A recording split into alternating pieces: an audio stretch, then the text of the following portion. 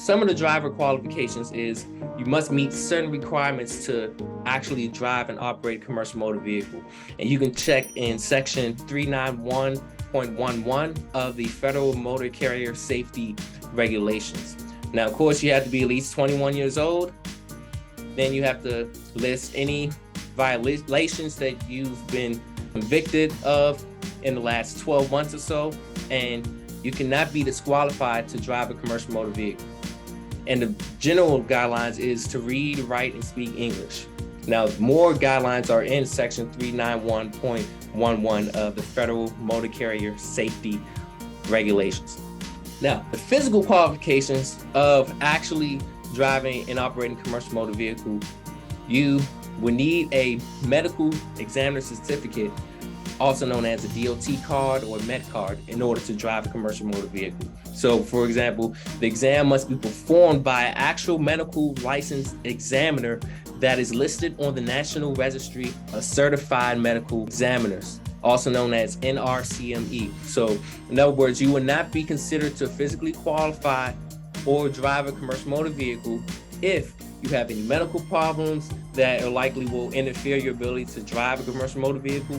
If you have poor vision, poor hearing, high blood pressure, chest, breathing problems, physical impairment, such as movements of limbs, or any other disabilities requiring insulin for control of that. So you can check in section 391.46 of the requirements if they are not met. So the DOT physical is designed to assess and test the general health of people who actually want to drive and operate certain types of commercial motor vehicles. So in other words, in order to be physically able to drive a commercial motor vehicle, it's a process, it's a step. You have to be qualified, not just mentally, emotionally, and the age requirements, but actually physically, medically as well. So those who complete those requirements, they'll get a DOT card, a certificate. Usually it's a card. You'll go ahead and keep that in your wallet for your records, and then you'll also send that to the MVA or the nearest administration so you can be able to actually send that. And it's valid for up to 2 years or 24 months. So I always say, always renew it before that 24 months, so that way you'll be able to actually, you won't risk yourself losing your license. So you must get it done before taking the actual learner's permit test, and you must renew it every 2 years, which is every 24 months.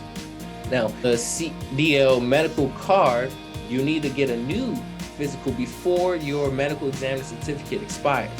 And if you don't get that every 2 years and submit that to the state driver licensing agency, also known as the DMV or the MVA, your CDL will be downgraded to a non-CDL license. So that is crucial. You want to go ahead and renew it every 2 years. Now, the driver qualification Q file is a driver qualifications file that shows that you're able to operate your commercial motor vehicle. So this is kept usually for your employment, and the employer keeps that for 3 years after your employment. And you can check more about that in Part 391, Subpart E of the Federal Motor Carrier Safety Regulations.